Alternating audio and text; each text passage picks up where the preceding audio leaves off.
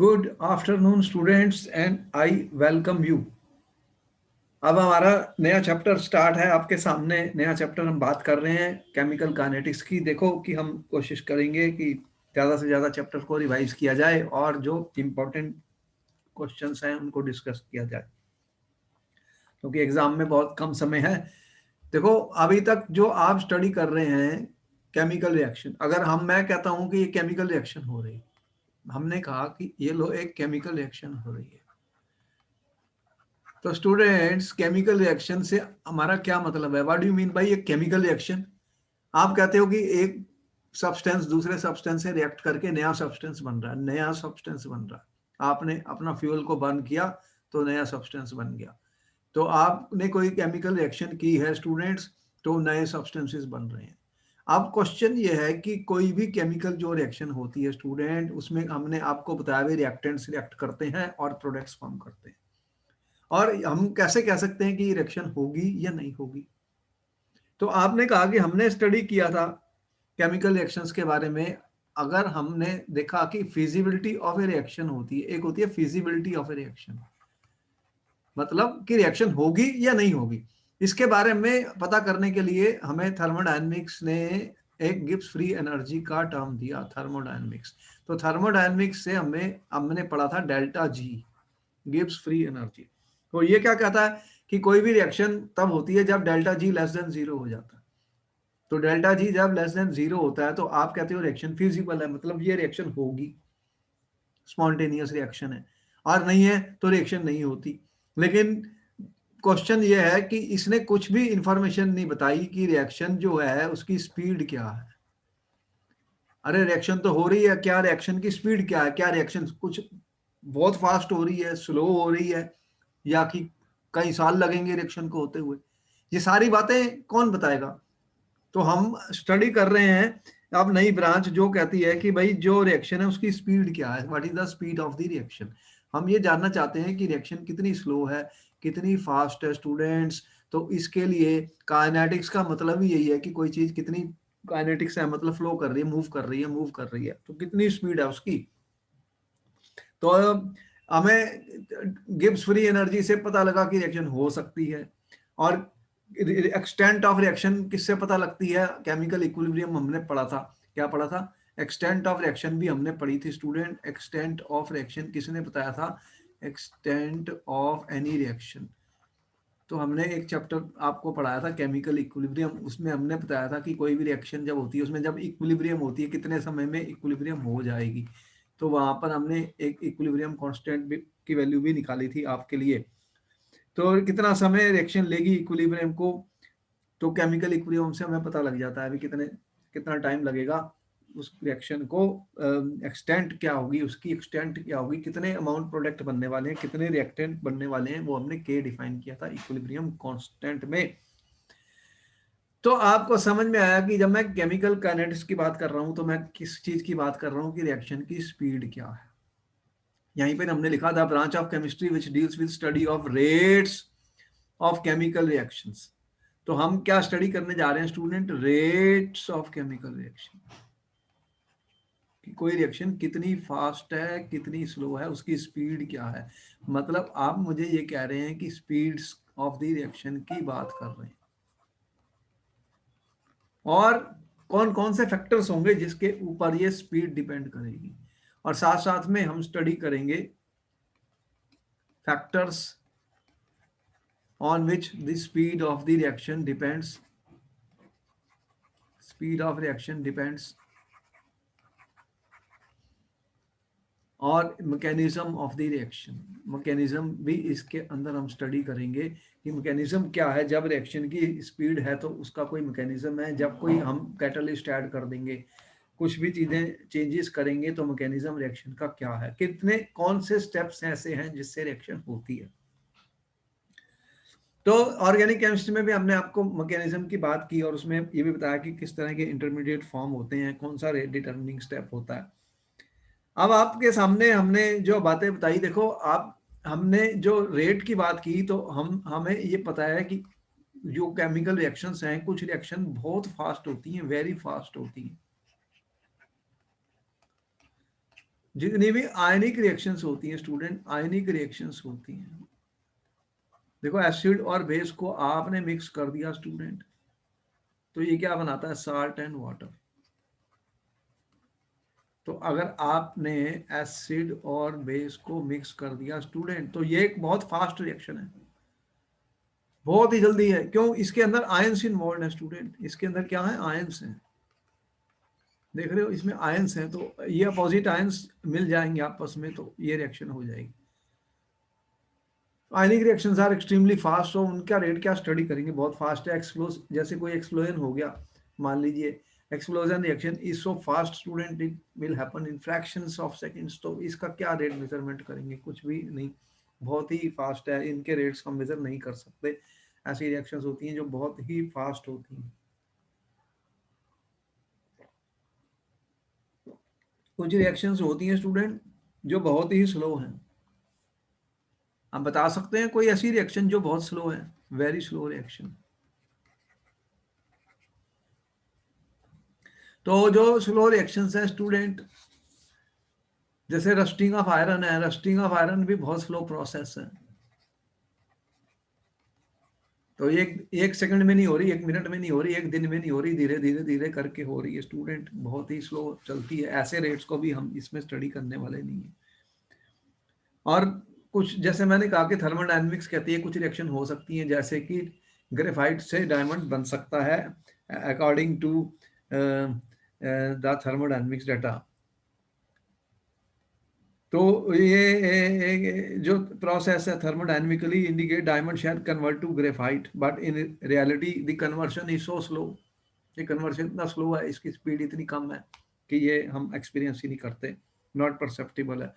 तो ऐसी भी रिएक्शंस हैं जो बहुत स्लो हैं, उनको भी इसमें हम कोई स्टडी नहीं करना चाहते। तो हमारी जो रिएक्शन हम स्टडी करने जा रहे हैं स्टूडेंट, वो है मॉडरेट रिएक्शंस, जिनका रेट मॉडरेट है, जिनको हम मेजर कर सकते हैं स्टूडेंट्स। और कैसे मेजर करेंगे, जो भी रिएक्शंस हम मेजर करेंगे, जो भी रिएक्शन यूजली क्या होंगी, जैसे hydrogen gas reacts with chlorine gas student, तो आप यहाँ पे देख रहे हैं कि क्या हो रहा है, तो यहाँ पर ये कोवलेंट बॉन्ड ब्रेक कर रहे हैं और कुछ बॉन्ड बन रहे हैं। ऐसी रिएक्शंस को हम मेजर कर सकते हैं by using the chemical kinetics. इसी तरह जैसे एस्टर की हाइड्रोलिसिस आपने पढ़ी ऑर्गेनिक केमिस्ट्री में स्टूडेंट, ये सारी रिएक्शंस को जो मॉडरेट रेट की हैं उनको हम केमिकल काइनेटिक्स से स्टडी करेंगे, और जो फैक्टर्स हैं जिसके ऊपर इनका रेट डिपेंड करता है उनको भी हम स्टडी करेंगे। तो हमारा ये कहना है कि जैसे आप कह रहे हैं कि बहुत स्लो रिएक्शन और बहुत फास्ट रिएक्शंस को क्या करेंगे, उनका काइनेटिक्स का कोई हमारा एम नहीं है इस चैप्टर में, ना ही हमारे पास कुछ है उनको मेजर करने के लिए। तो हमारे पास जो भी रिएक्शंस हैं जो अब हम डिस्कस करेंगे आपके सामने, अगर अमोनिया की फॉर्मेशन है H2+I2, तो जिनमें कोवलेंट बॉन्ड ब्रेक कर रहे हैं, फॉर्म हो रहे हैं, इनके मॉडरेट रेट्स होते हैं। तो इनके अंदर हम कंसंट्रेशन चेंजेस को मेजर करेंगे। कंसंट्रेशन चेंजेस को कैसे मेजर करेंगे, जब कोई भी रिएक्शन होती है तो उसमें क्या होता है, आपको केमिकल रिएक्शंस के बारे में हमने बताया भी, कलर चेंज भी हो सकता है, पीएच चेंज भी हो सकती है, कंडक्टिविटी चेंज भी हो सकती है। तो इन सब चीजों को हम मेजर करते हैं एक्सपेरिमेंटली। क्या मेजर करते हैं? एक्सपेरिमेंटली जो भी कोई प्रॉपर्टी चेंज हो सकती है, कलर से लेके उनकी इलेक्ट्रिकल कंडक्टिविटी या कोई भी प्रॉपर्टी, उनका अगर चेंज होता है during the course of the reaction, that can be measured student, and we can study the rates of the reaction. उनकी स्पीड्स को स्टडी कर सकते हैं, स्पीड को स्टडी कर सकते हैं। तो अब क्वेश्चन ये आया कि what do you mean by speed of A reaction. अब ये स्पीड ऑफ द रिएक्शन का मतलब क्या हुआ स्टूडेंट? देखो कोई भी चीज की स्पीड क्या होती है, अगर आपने कहा कि मेरी कार की कितनी स्पीड है, तो आप कहेंगे भाई कितने किलोमीटर पर आवर की स्पीड से कार चल रही है, 30 kilometre per hour, 60 kilometre per hour, इस तरह से आपके पास एक मीटर है जिससे आप रीडिंग लेते हो किलोमीटर पर आवर। तो डिस्टेंस कितना कवर हुआ एक यूनिट टाइम में, डिस्टेंस कवर्ड यूनिट टाइम एक स्पीड होती है, फिजिक्स में आपने पढ़ी। अब केमिस्ट्री में क्या स्टडी करेंगे हम? कोई भी रिएक्शन हो रही है, मैं कह रहा हूं कोई भी रिएक्शन हो रही है, कोई रिएक्टेंट है और ये प्रोडक्ट बना रहा है पी। अब क्या होगा कि कंसंट्रेशन इसकी चेंज होगी विद टाइम। कंसंट्रेशन किसकी चेंज होनी है? जब जब रिएक्शन होगी, जब जब रिएक्शन होगी तो कंसंट्रेशन किस चेंज होगी, कंसंट्रेशन चेंज होंगी। कंसंट्रेशन किसकी चेंज होगी, रिएक्टेंट्स की कम होती जाएगी और प्रोडक्ट्स की बढ़ेगी। और अगर हम मेजर कर लें change in concentration per unit time, उसी को रेट बोलेंगे। तो रेट क्या होगा, change in concentration of the reactant per unit time. और जितना रिएक्शन में रिएक्टेंट रिएक्ट करेगा उसके ही अकॉर्डिंग प्रोडक्ट की फॉर्मेशन हो जाती है रिएक्शन में, आपको पता है। क्योंकि कोई भी रिएक्शन हो रही है तो rate of the reaction, rate of the reaction का मतलब मैं ये कह सकता हूं change in concentration, change in concentration of the reactant or product divided per unit time, per unit time. तो एक यूनिट टाइम में कितनी कंसंट्रेशन चेंज होती है उसी को ही हम रेट बोलते हैं। तो ये हम मेजर करते हैं एक्सपेरिमेंटली। हमारे पास जो भी मेथड होते हैं, जैसे मैंने कहा कि कलर चेंज हुआ, पीएच चेंज हुई, या कोई कंडक्टिविटी चेंज हुई, तो ये मेजरमेंट्स हम करेंगे।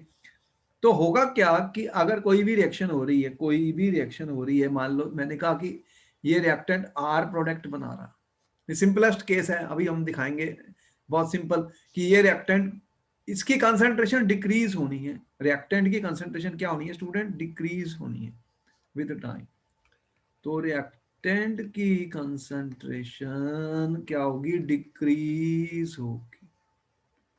जैसे जैसे टाइम बीतेगा रिएक्टेंट, अगर मैं तुमने कहा कि मेरे पास 5 मोल पर लीटर रिएक्टेंट है, तो क्या होगा, जब रिएक्शन शुरू हुई तो 5 मोल पर लीटर से कम होगा, कम होता जाएगा। तो कितने टाइम पर कितनी कंसंट्रेशन चेंज हो रही है, ये मेजरमेंट हम करेंगे और पर यूनिट टाइम मेजर करेंगे। जो डिक्रीज इन कंसंट्रेशन हो रही है रिएक्टेंट की, और प्रोडक्ट की क्या हो रही है, कंसंट्रेशन इंक्रीज हो रही है। तो प्रोडक्ट की कंसंट्रेशन स्टूडेंट्स इंक्रीज होती है और रिएक्टेंट की डिक्रीज होती है। और एक टाइम आएगा ये प्रोसेस बंद हो जाएगी, मतलब अब रिएक्शन खत्म हो गई हमारी, तो फिर चेंजेस इन कंसंट्रेशन भी हमारी बस कांस्टेंट है, अब कोई चेंज नहीं हो रही।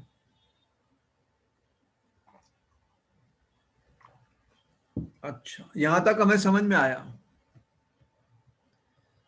तो पहला क्वेश्चन पेपर में यही आया, what do you mean by rate of reaction. पहला क्वेश्चन क्या बना हमारा, पहला पॉइंट करना, देखो कोई भी वर्ड में लिखता हूं उसका मीनिंग क्या, क्वेश्चन ये बना,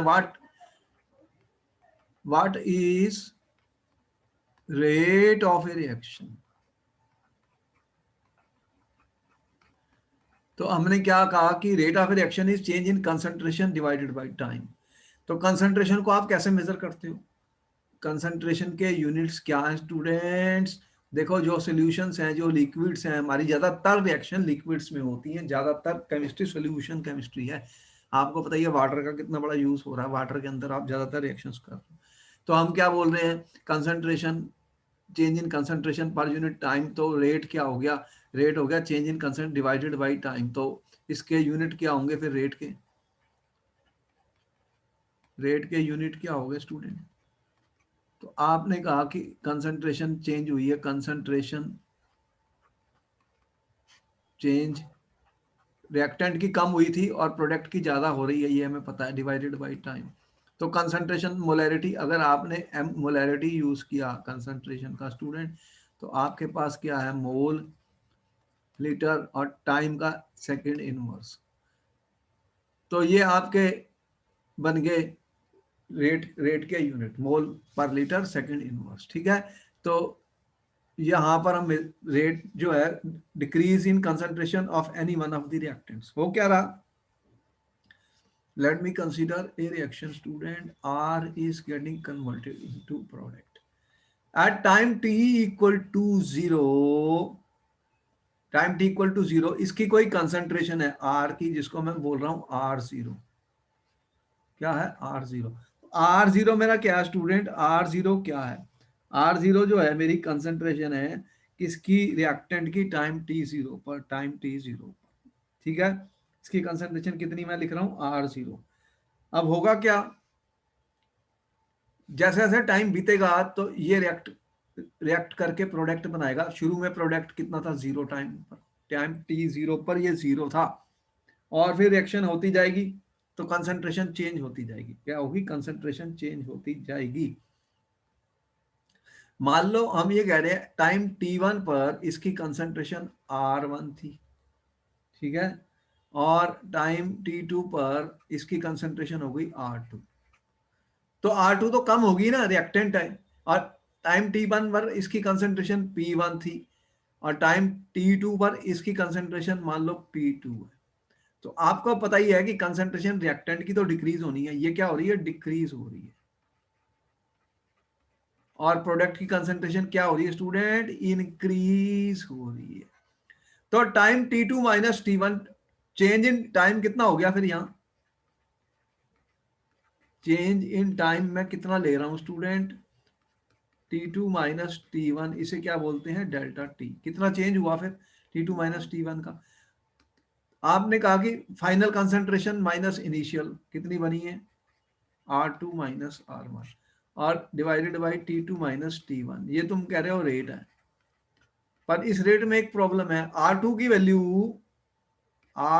वैल्यू R1 से लेस है। बोलो सही है गलत है? जल्दी बताओ। तो फिर ये माइनस में साइन आ रहा है, और रेट कभी माइनस में नहीं होता, इसलिए इसके आगे माइनस लगाया जाता है। क्या लगाया जाता है? माइनस। तो रेट जो मैं कह रहा हूं, जो रेट मेरा रिएक्शन का है स्टूडेंट्स, मैं कह रहा हूं जो रेट ऑफ द रिएक्शन है वो that can be expressed in terms of the reactants by putting a negative sign student. Negative sign, decrease in concentration of the reactant, ठीक है, divided by the time taken. इसको मैं ऐसे भी लिख सकता हूं, minus delta R, delta R क्या है student? Delta R is equal to R2 minus R1 divided by delta T. तो इसको हम बोलते हैं रेट ऑफ द रिएक्शन। तो रेट ऑफ द रिएक्शन का एक फार्मूला भी हमने बना लिया।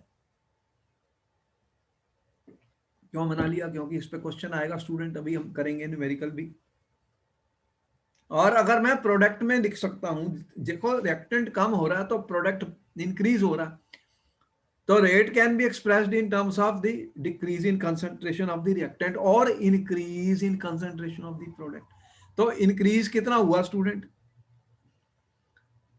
तो रेट को मैं ऐसे भी लिख सकता हूं, रिएक्शन का जो रिएक्शन ऊपर मैंने दिखाई है, प्रोडक्ट का फाइनल अमाउंट P2 है, P2 P1 से बड़ा होगा हमेशा, divided by T2 minus T1। यहाँ पे मैंने प्लस साइन रखा स्टूडेंट, ये हो गया delta P by delta T.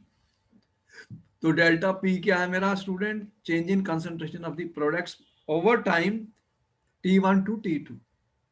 तो यहां पर भी हम रेट को निकाल सकते हैं।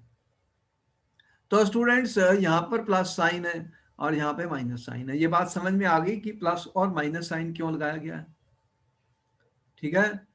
तो एक चीज डिसअपियर हो रही है, तो रेट जो मैं ये कह रहा हूं, रेट जो मैं कह रहा हूं, देखो यहां पर जो मैंने रिएक्शन लिखी student, R gives to the rate of disappearance भी है, और रेट ये डिसअपियर हो रहा है। क्या चीज डिसअपियर हो रही है? आर डिसअपियर हो रहा है, ठीक है।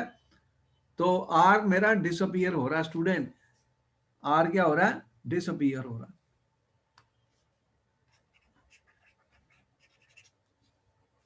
इसको ऐसे लिख दो, देखो जो रिएक्टेंट है स्टूडेंट आर, वो डिसअपियर हो रहा है, कम हो रहा है, और जो प्रोडक्ट है स्टूडेंट वो अपीयर हो रहा है।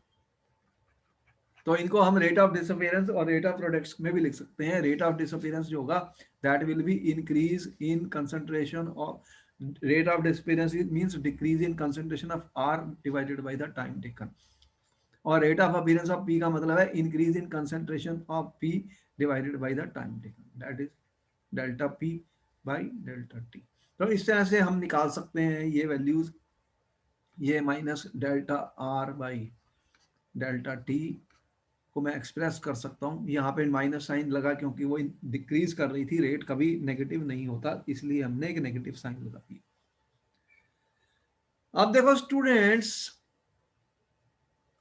अब हम बात कर रहे हैं जो आपको समझ में आई एवरेज रेट का।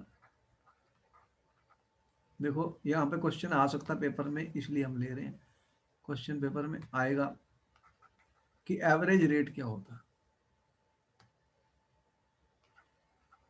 एवरेज रेट का मतलब क्या है कि आप ये कह रहे हो कोई कोई भी रिएक्शन हो रही है, कोई भी रिएक्शन हो रही है, देखो अगर कोई भी रिएक्शन हो रही है, अगर मेरे पास कंसंट्रेशन ऑफ द रिएक्टेंट है, रिएक्टेंट की कोई कंसंट्रेशन थी स्टूडेंट, ठीक है, और ये टाइम है मेरा, ये मेरा टाइम है, जैसे मैं सेकंड्स में ले रहा हूँ टाइम, और ये मोल्स पर लीटर में ले रहा हूँ, मोल्स पर लीटर में ले रहा हूँ। तो जीरो टाइम पर, जीरो टाइम पर जब टाइम जीरो था स्टूडेंट, तो सिर्फ रिएक्टेंट ही था मेरे पास, रिएक्शन क्या हो रही है, R इंटू पी। तो जीरो टाइम के ऊपर क्या मैंने कहा कि सिर्फ ये वाला प्रेजेंट है, ठीक है, इसको मैं ये कह रहा हूँ, ये शो कर रहा हूँ मैं जीरो टाइम पर, ये जीरो टाइम पर कंसेंट्रेशन ऑफ द रिएक्टेंट को मैं लिख सकता हूँ R0, मतलब आप यहाँ पे प्रोडक्ट जीरो है, इस टाइम प्रोडक्ट जीरो है।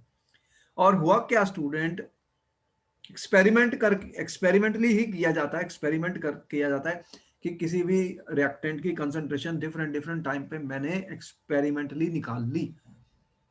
जैसे किसी में ऑप्टिकल रोटेशन चेंज हो रही है, तो मैंने ऑप्टिकल रोटेशन की मेजरमेंट कर ली रिएक्टेंट की, तो कंसंट्रेशन रिएक्टेंट की कम होती जा रही है, क्या होती जा रही है, कम होती जा रही है स्टूडेंट।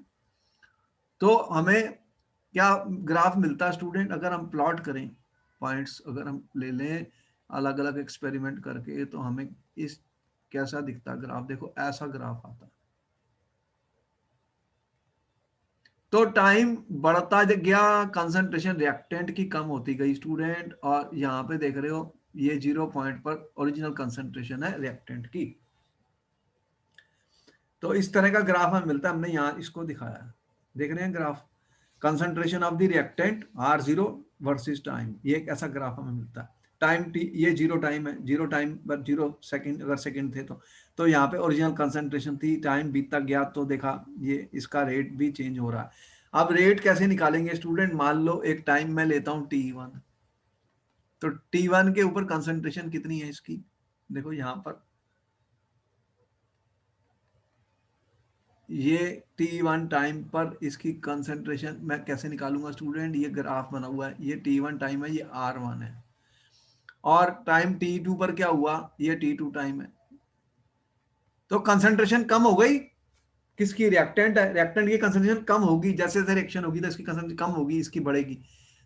तो ये T2 है, T2 पर कितनी कंसंट्रेशन है इसकी, ये वाली इसकी कंसंट्रेशन, इस लाइन को ज्वाइन कर दो स्टूडेंट, तो ये आ जाएगा R2।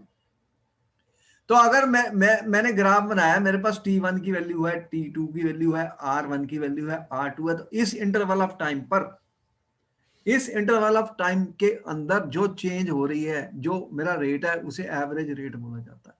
तो यहां पर मैं ये कह सकता हूं आर एवरेज,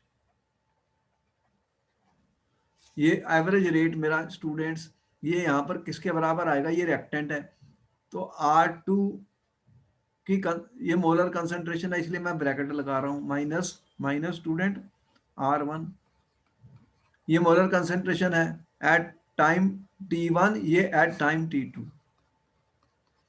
अब माइनस साइन लगाया गया क्योंकि R1 की वैल्यू, R2 की वैल्यू R1 से कम है, और रेट कभी माइनस नहीं होता, तो इसे बोलते हैं एवरेज रेट। इसको क्या बोलते हैं, एवरेज रेट। तो मेरे को कोई भी डेटा दिया जाएगा एग्जाम में स्टूडेंट, तो मैं इन वैल्यूज को रख दूंगा और एवरेज रेट निकाल लूंगा।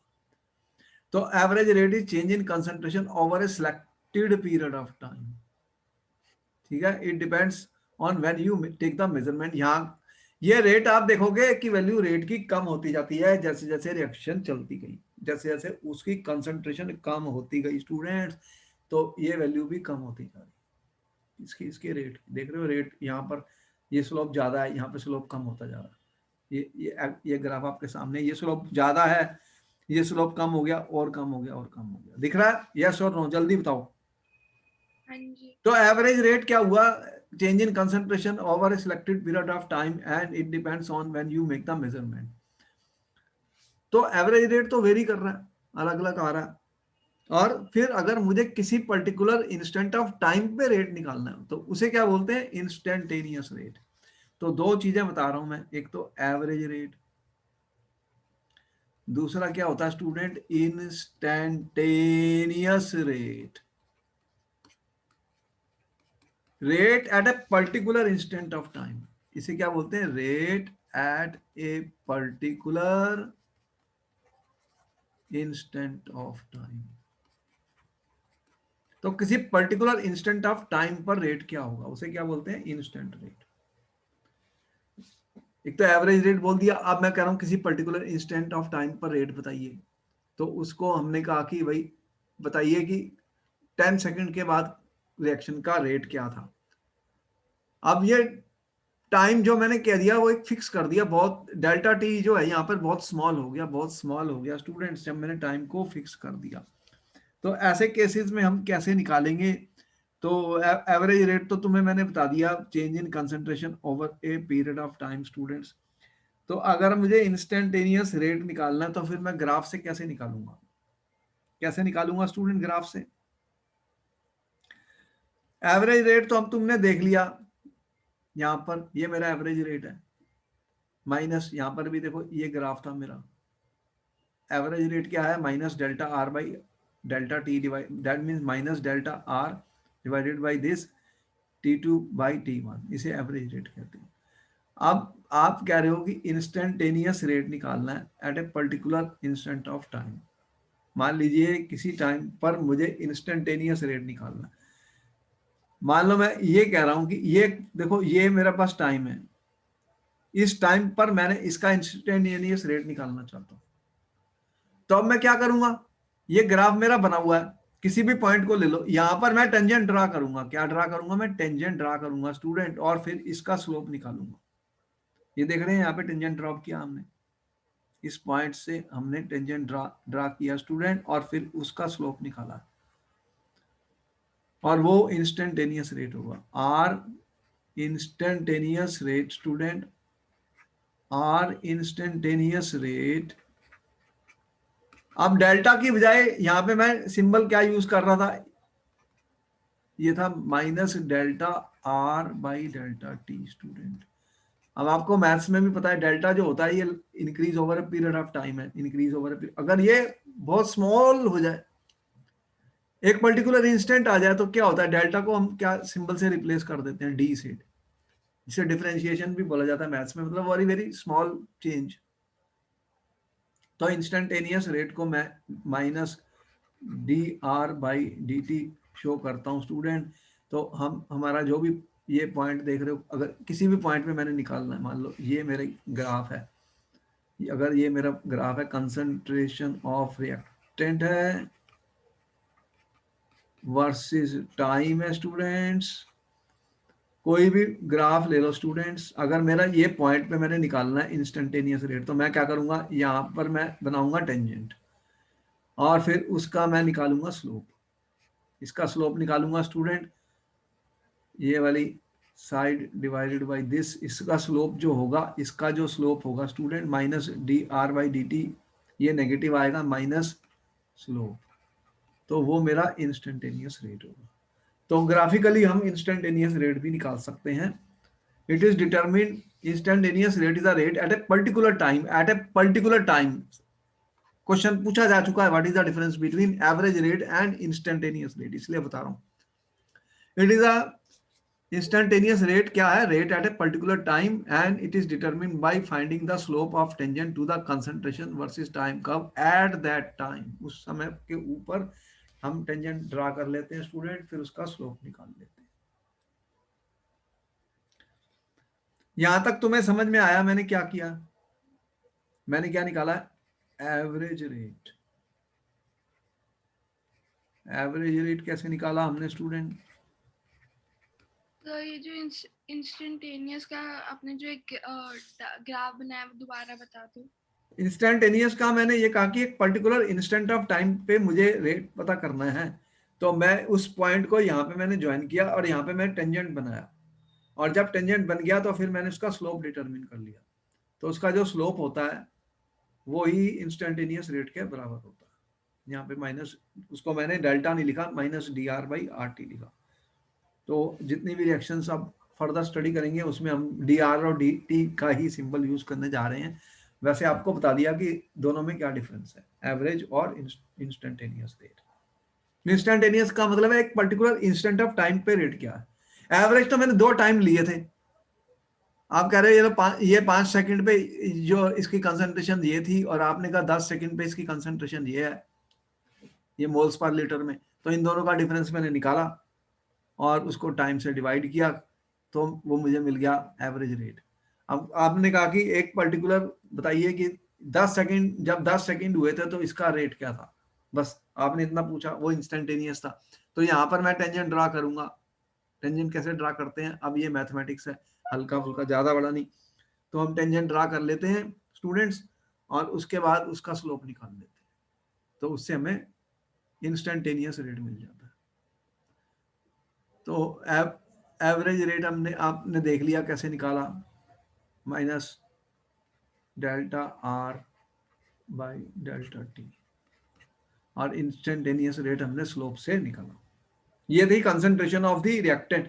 तो रिएक्टेंट की कंसंट्रेशन डिक्रीज करती है और ये इस टाइप का ग्राफ आता है। देखो कुछ समय के बाद क्या हो रहा है, कोई भी चेंज नहीं हो रही कंसंट्रेशन में, बस अब रिएक्शन हो गई जितनी होनी थी।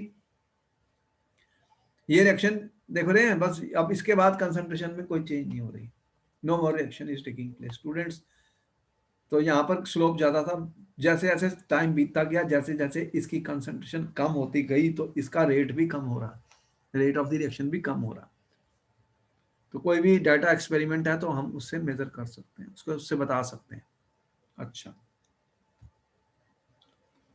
हुआ क्या स्टूडेंट, अब आपने वो जो ग्राफ बनाया था वो रिएक्टेंट वर्सेस टाइम था। आप एक ग्राफ प्रोडक्ट वर्सेस टाइम भी बना सकते हो। देखो रिएक्शन मेरी ये हो रही है, अगर मैं ये कहूं कि मैं ग्राफ बनाऊंगा concentration of product, concentration of product versus time का, वर्सेस टाइम का स्टूडेंट, प्रोडक्ट की कंसंट्रेशन जीरो टाइम पर कितनी थी, जीरो, तब तो कोई प्रोडक्ट बना ही नहीं था। जीरो टाइम पर टी इक्वल टू जीरो पर इसकी कोई कंसंट्रेशन थी, तुमने कहा आर नॉट जीरो, और ये तो जीरो था, प्रोडक्ट तो जीरो था time t equal to zero. और जैसे जैसे इसकी रिएक्टेंट रिएक्ट करता गया प्रोडक्ट बनते गए, तो इसका ग्राफ कैसे आने वाला, देखो इसके पॉइंट कैसे आने वाले, ये प्रोडक्ट बढ़ती बढ़ती, और फिर क्या हुआ, ये ऐसा ग्राफ आ रहा है, और फिर एक टाइम के बाद बस अब और चेंजेस नहीं हो रही, और चेंजेस नहीं हो रही। तो यहाँ पर स्टूडेंट अगर आपने रेट निकालना, एवरेज रेट निकालना है, एवरेज रेट कैसे निकालूंगा, तो आपने कहा ये लो एक टाइम t1 है, उस पर कंसंट्रेशन निकालो कितनी है c1। आपने कहा कि इसके अंदर एवरेज रेट निकालना है बिटवीन t1 एंड t2, इसके ऊपर आपने कहा कंसंट्रेशन निकालो कितनी आ रही है। तो ये t1 t2 है, ये c1 कंसंट्रेशन है, ये c2 है। तो अब चेंज इन कंसंट्रेशन कितनी हो गई स्टूडेंट, रेट क्या हुआ, change in concentration over the time कितना, t2 माइनस t1। तो यहां पर आप अगर मैंने c1 c2 की बजाय p1 और p2 लिख दिया, इनकी कंसंट्रेशन मान लो ये p2 थी क्योंकि प्रोडक्ट है p, और ये p1 कंसंट्रेशन थी, तो क्या मतलब हुआ, डेल्टा p की वैल्यू कितनी आई, p2 माइनस p1, और डेल्टा t कितना आया, T2 t2 minus T1. Minus t1। और अब ये प्रोडक्ट की कंसंट्रेशन बढ़ रही है तो इसका रेट कैसे होगा, एवरेज रेट, ऐसे लिख सकता हूं, प्लस डेल्टा p, जब ब्रैकेट डाल दी तो ये मोलर कंसंट्रेशन होती हैं स्टूडेंट्स, आपको पता है ये मोलर कंसंट्रेशन होती, तो ये क्या आ गया, concentration of the product at time t2 minus concentration of the product at time t1 divided by t2 minus t1। तो इस तरह से एवरेज रेट निकल आएगा, क्या निकलेगा, एवरेज रेट।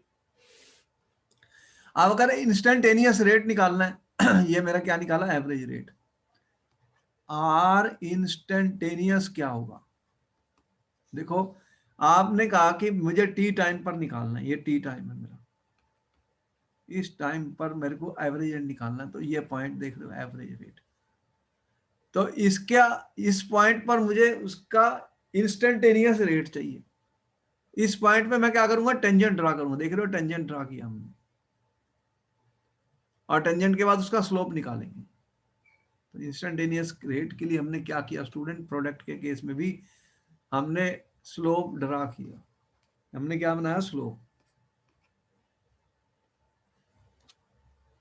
टेंजेंट, पहले टेंजेंट ड्रा किया, फिर उसका स्लोप निकाला स्टूडेंट, टेंजेंट और स्लोप, फिर जो वो वैल्यू आएगी स्लोप की वही इंस्टेंटेनियस रेट है। This will be equal to dp by dt is equal to slope, इसी को स्लोप कहते हैं। तो यहां पर आपको समझ में आया कि दो रेट मैंने बताया स्टूडेंट, एक एवरेज रेट बताया मैंने और एक इंस्टेंटेनियस रेट बताया। अब देखो क्वेश्चन, जैसे मैंने एक क्वेश्चन लिया, एक रिएक्शन हुई है, the concentration of reactant changes from 0.03 to 0.02 molar in 25 minutes, calculate the average rate of the reaction using units of time both in minutes and second. Students, तो आपको 1 मिनट का वक्त है, जल्दी से इसका आंसर बताइए।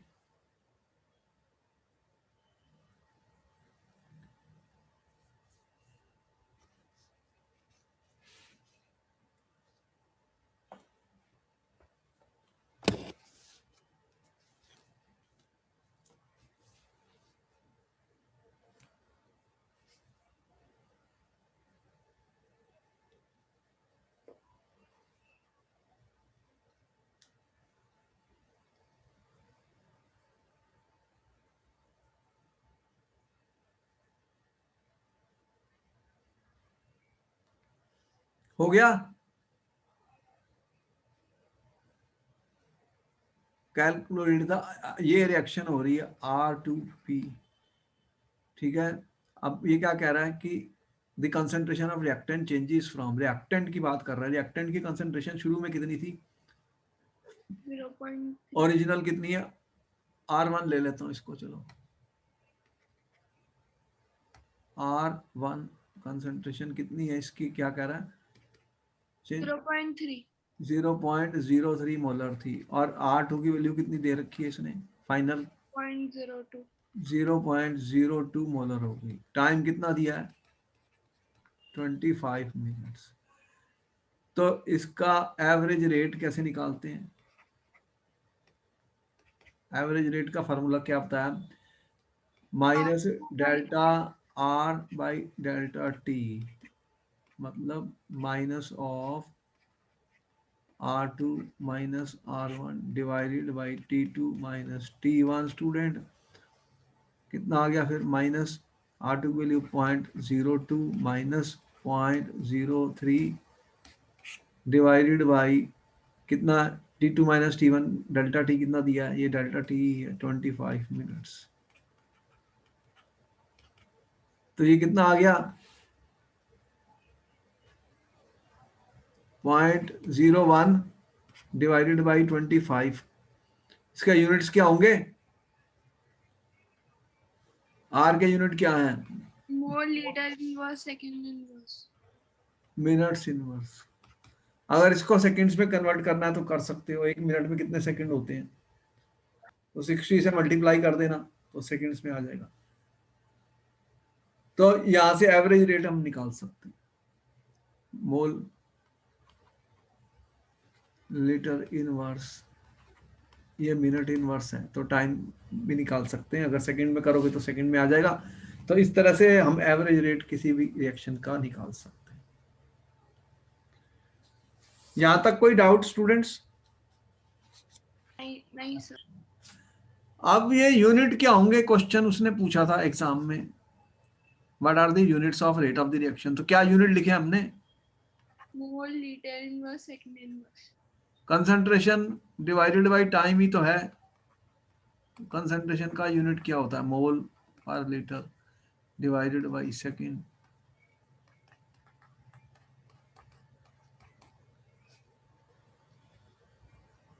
और अगर कोई गैस है तो गैस में क्या यूज करते हैं हम, गैस के लिए प्रेशर का यूनिट लगता है, तो उसमें प्रेशर का यूनिट कौन सा है, गैस के केसेस में, गैसेस जब होती हैं स्टूडेंट तो वहां पर कंसंट्रेशन, तुम्हें पता है pressure is inversely directly proportional to concentration होता है। पर आइडियल गैस के लिए तुम्हें पता ही है टेम्परेचर सेम है,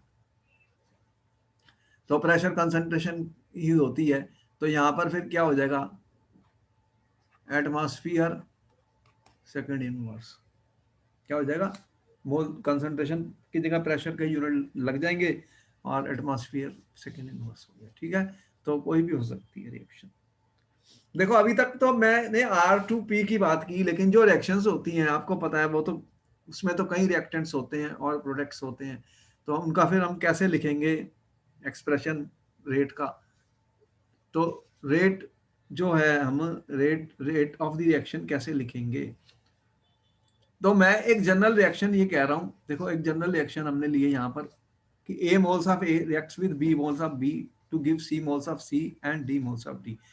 तो अगर मैंने कहा कि रेट को एक्सप्रेस करना है, रिएक्शन रेट R, तो इसको लिखने का क्या तरीका है, तो इसको तो मैं फिर कैसे लिखूंगा।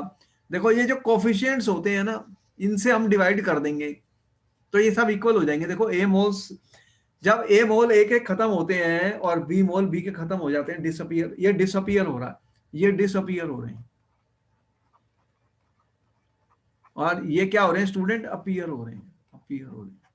ये कम होते हैं, ये बढ़ते हैं। तो क्या होगा कि इनके अगर कोफिशिएंट से हम डिवाइड कर दें तो फिर एक फार्मूला हमारा बन जाता है, उसे जो रेट कैसे लिखेंगे, रेट को लिखने का एक यही तरीका है स्टूडेंट्स। तो we can express the rate of reaction where stoichiometric coefficients are not equal to 1। तो rate of the reaction student, these are called the stoichiometric coefficient. यहाँ पे स्टोइकोमेट्रिक कोफिशिएंट 1 नहीं है, ठीक है।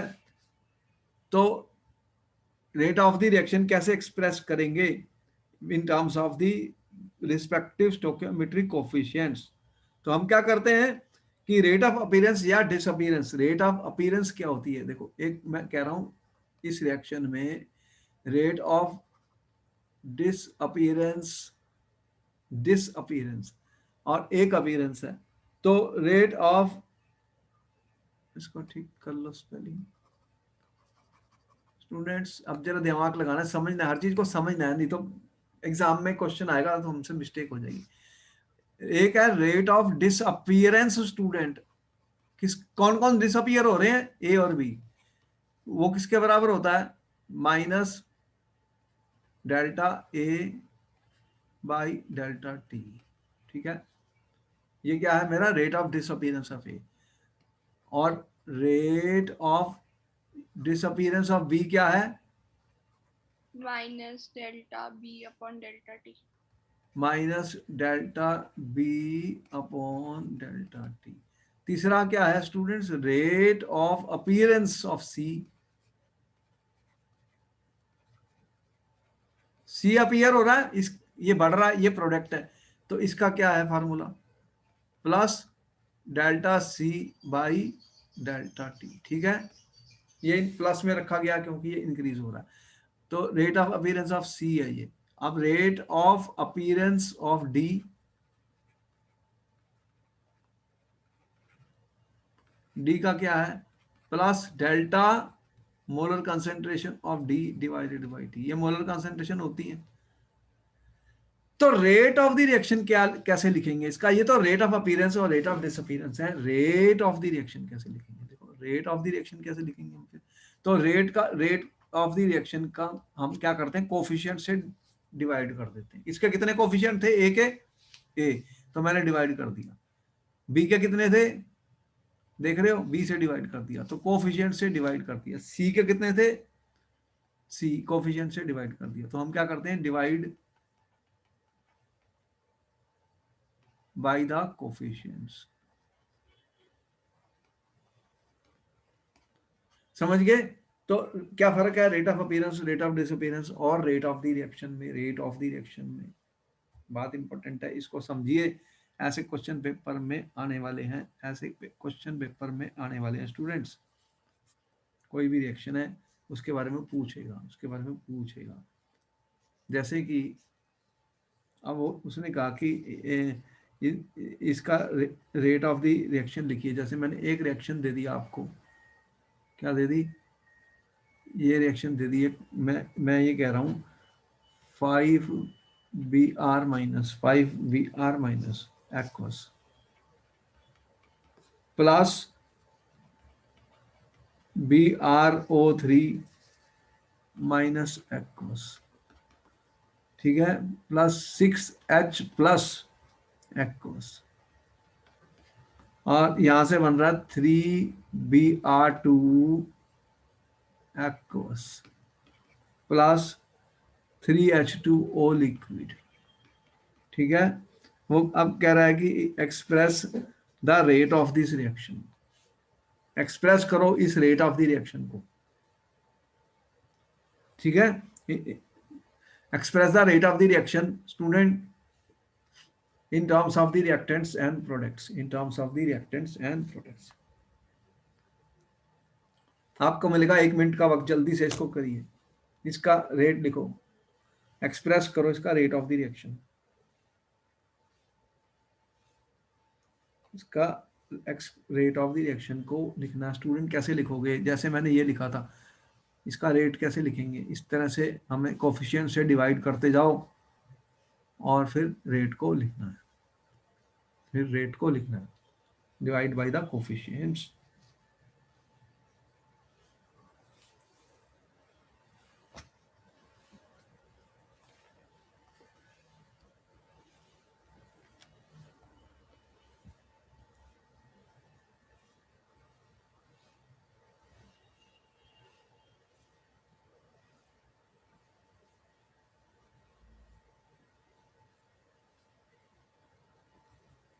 हो गया ये वाला, क्या बना इसका rate R is equal to, देखो यहां पर 5 है, मैंने लिखा -1/5, और ये delta molar concentration Br minus by delta T is equal to, यहां पर 1 ही लिखना है, क्या लिखना है 1, इसको हटा देता हूं।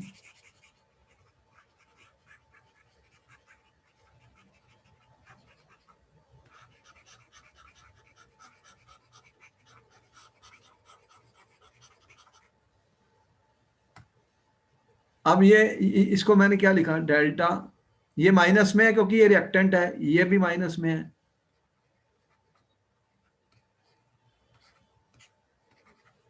डेल्टा T, ये भी माइनस में है,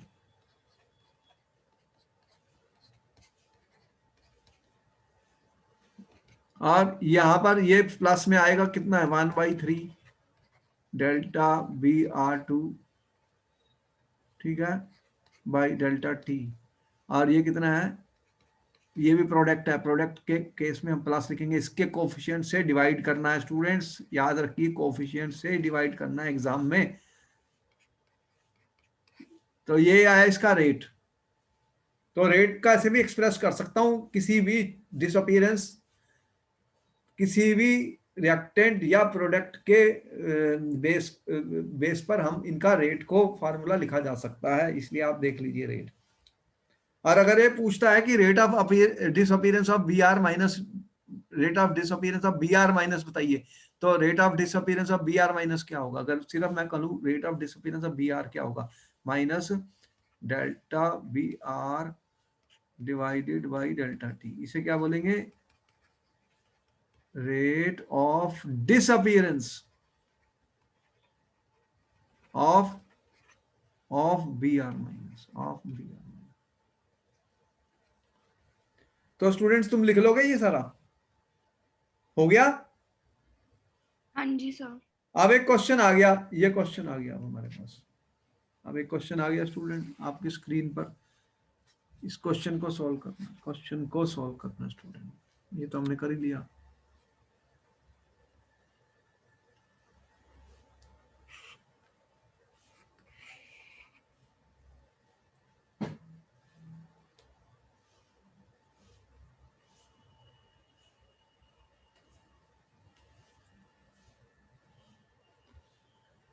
क्वेश्चन क्या था, decomposition of N2O5 in CCl4 at 381 Kelvin has been studied by monitoring the concentration of N2O5 in the solution। इसने क्या किया कि इस किसकी कंसंट्रेशन स्टडी की, N2O5 की।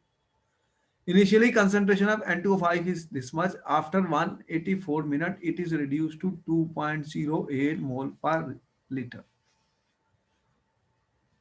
तो इसकी कंसंट्रेशन उन्होंने पता की N2O5 की, पहले कितनी थी, किसकी कंसंट्रेशन बता रहा है ये, N2O5 की स्टूडेंट, ठीक है। इनिशियल कंसंट्रेशन मैंने आई लिख दिया, चलो इनिशियल कंसंट्रेशन मोलर कितनी बता रहा है, इनिशियल की 2.33 मोलर है, मोल पर लीटर का मोलर है, और फाइनल कितनी बता रहा है, N2O5 की फाइनल कितनी हुई, कम हो गई, रिएक्टेंट है ना, इसकी कंसंट्रेशन कम हो गई है, कितने टाइम में हुई है, कितने टाइम पर हुई है ये, 184 मिनट्स में,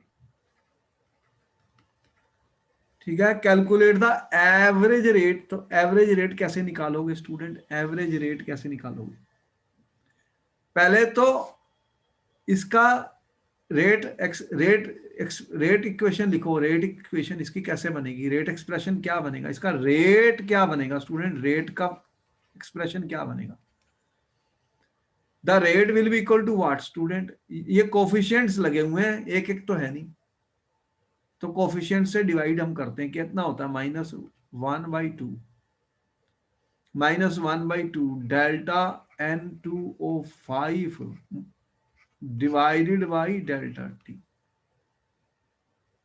बोलो सही है, हाँ जी। This is also equal to plus 1/4 delta NO2 molar concentration, bracket का मतलब मोलर कंसंट्रेशन, ये प्रोडक्ट है तो मैं प्लस साइन लगा रहा हूं, delta t is equal to, यहां पे तो कोफिशिएंट एक है, delta O2 divided by delta t. अब मेरे को गिवन क्या है, कौन सी वैल्यू गिवन है मुझे इन तीनों में से बताओ, कौन सा दिया है मेरे को, N2O5 दिया है, हाँ तो जी। डेल्टा N2O5 कितना आएगा, 2.33। 2.08 माइनस 2.33 मोलर, ये माइनस में आएगी, माइनस में आएगी क्योंकि ये बड़ा है,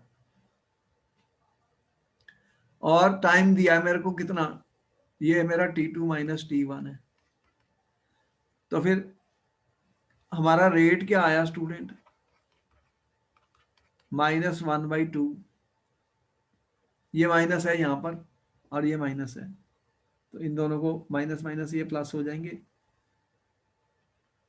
कितनी value I, 2.08 minus 2.33 divided by 184 minute students, तो कितना आया, ये रेट आया मेरा, ये रेट आया मिनट्स में, ठीक है।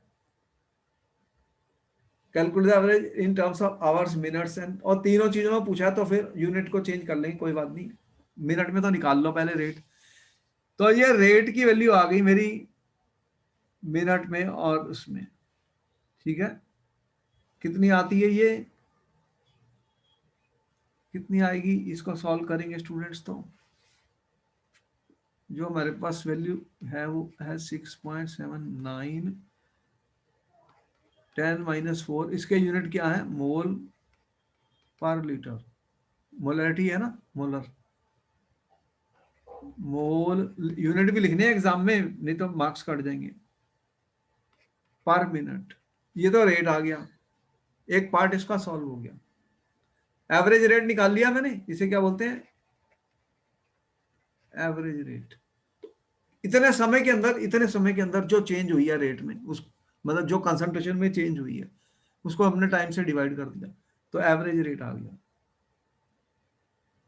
अब कह रहा है what is the rate of production of NO2 during this period, अब NO2 की प्रोडक्शन का रेट पूछ रहा है स्टूडेंट्स, किसका, NO2 का, आपके पास 1 मिनट का वक्त है इसको करने के लिए, कैसे निकालोगे NO2 की प्रोडक्शन का रेट, ये क्वेश्चन आ चुका है पेपर में, सुनो, न्यूमेरिकल होते हैं 2-2 नंबर के, अगर हमने कोई गलती कर दी तो हो गया काम हमारा, ये जो चैप्टर है इनमें न्यूमेरिकल आने हैं, याद रखना, ये जो टॉपिक हम करा रहे हैं स्टूडेंट्स, इनके अंदर न्यूमेरिकल्स आने वाले हैं एग्जाम के अंदर।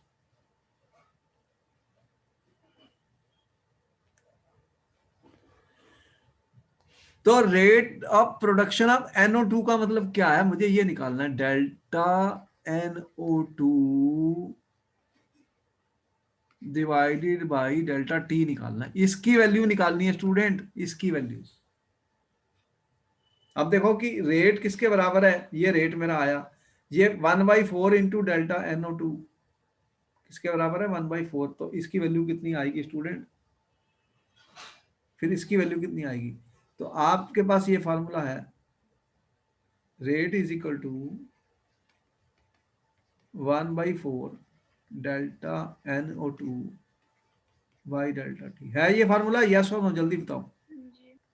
आपको ये वाला निकालना है, तो फिर कितना आएगा इसका आंसर, ये क्या हो जाएगा, 4 को उधर ले जाओ, is equal to 4 into rate,